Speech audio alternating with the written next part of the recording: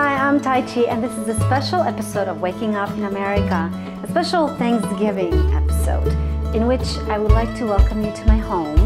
And in a good tradition of Thanksgiving and a good Croatian tradition, I'd like to share some of the gifts that I've learned while living in America, gifts of food. So Thanksgiving is one of my favorite American holidays.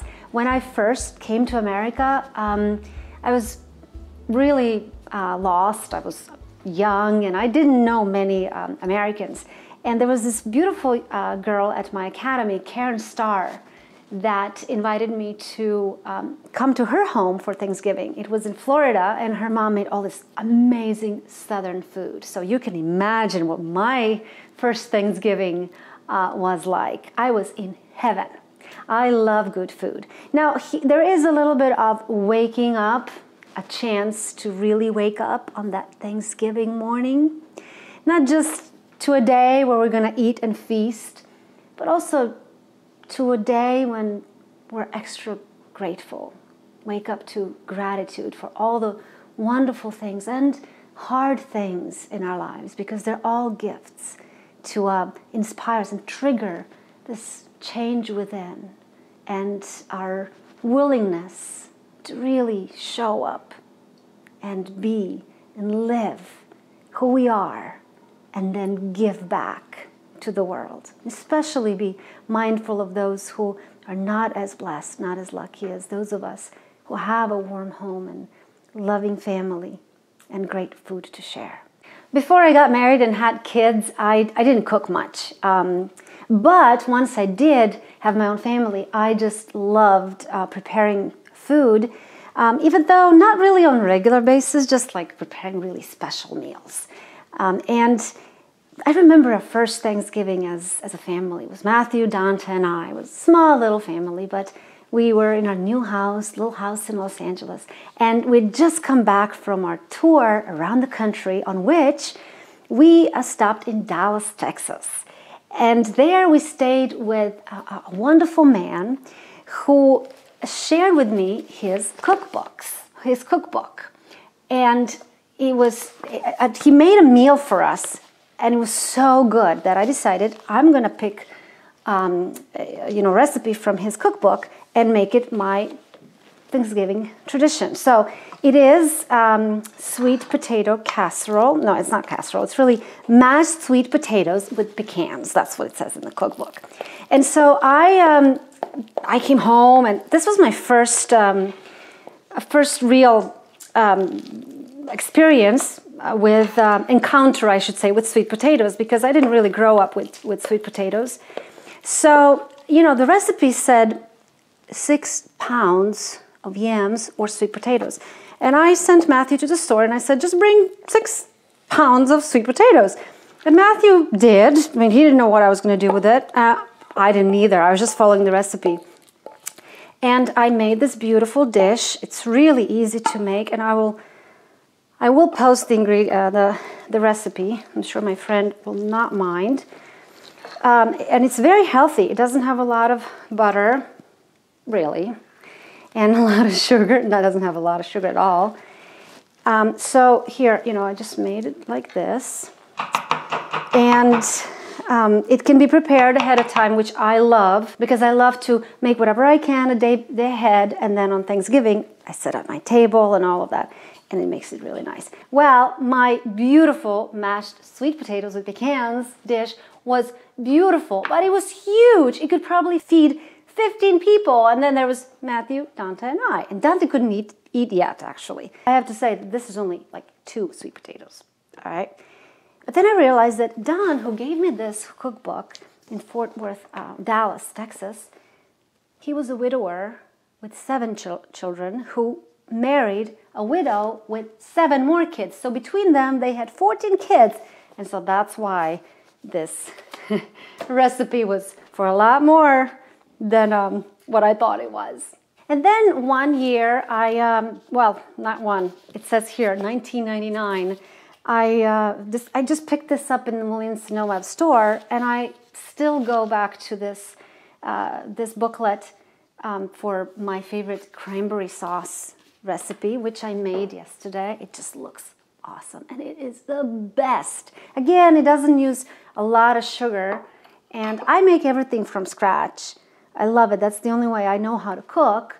So I would really, really highly recommend it, except I did say it doesn't have a lot of sugar, but you know, at Thanksgiving dinner, you can't really, like, you know, make everything super, you know, non-caloric, right?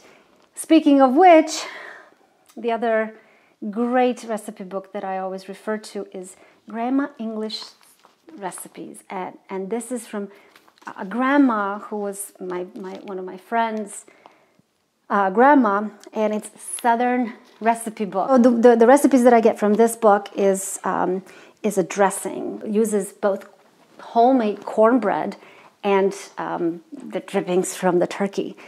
And really what I want to say here is that family recipes obviously are most precious. If you have the luxury to use the family recipes on that dinner, Thanksgiving, keep them, use them. And I know sometimes it can, you know, you want to do something new, and that's good too, but there's something about keeping the tradition of the old meals. In Croatia, we had every Sunday, we had the same meal over and over. And even though, you know, sometimes I thought, oh, again, it's just one of the best memories from my childhood. This Thanksgiving, I'm especially grateful for this opportunity to show up every week, and through these episodes, through Waking Up in America, share with you the stories of my amazing guests, and have this intention and opportunity and inspiration to wake up every day to a new understanding of who we are, of new acceptance of grace and love in our lives. So when you sit down for your Thanksgiving dinner, pause a moment and take a breath and invite that grace into your life. And let it be filled with love and light and the goodness that God has given all of us. One thing I do miss about Thanksgiving and American traditions of, you know, having feasts is what we Croatians love to do, is sing and play guitar. You know, there's always somebody around that happens to have a guitar, and we all just sing together. So, here's me with my guitar in my kitchen. I don't usually do this, but I wish I did more often than I do. And this is something that, you know, in Croatia, I did grow up. Wherever we eat, whenever we eat, we all also sing. There's always somebody with a guitar and a good song. It kind of, you can't have a really good meal without a song in the end. And, you know, when I told Matthew that I was going to sing this song for you, he said, really? But it's a Croatian song. I said, well, and I'm an immigrant, and I came to America, and I want to say in my own way, this is what I bring with my Croatian heart. The song is called Fala, which means thank you. And I am getting some special help from my Croatian friends, even though they're not right here in my kitchen, drinking wine and sharing food. But no matter where we are, if we are aware of the fact that we're all connected, then we are truly together.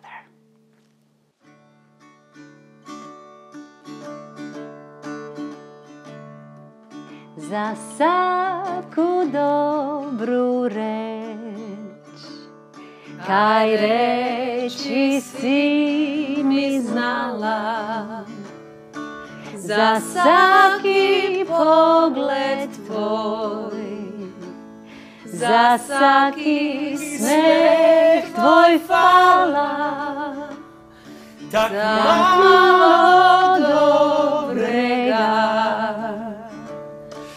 Življenju tu se najde i če sunca čas za oblak izajde, a ti si srce mom tak puno sunca dala, kaj morem ti ne greš, od sveg ti srca fala, kaj morem ti ne greš, od sveg ti srca fala.